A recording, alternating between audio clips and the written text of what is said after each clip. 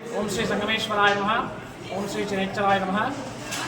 గోకట్ నదితీరాన వెలిసినటువంటి శ్రీ సంగమేశ్వర స్వామి మరియు చనేశ్వర స్వామి దేవాలయంలో ఈరోజు ఆదివారం అమావాస్య సందర్భంగా ఆలయ ధర్మకర్త అయినటువంటి శ్రీ సంజీవరెడ్డి గారు మరియు శ్రీ చాట్ల విశ్వనాథ్ గారి మరియు ఆనంద్ కుమార్ గారి ఆధ్వర్యంలో అన్నదాన కార్యక్రమం జరిగినది.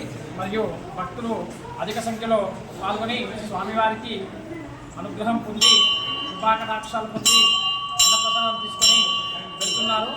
అలాగే భక్తులు ప్రతి అమావాస్య సందర్భంగా అధిక సంఖ్యలో పాల్గొని స్వామివారికి దర్శనం చేసుకుంటారు. అది ప్రతి ఆనవాయితీగా వస్తుంది.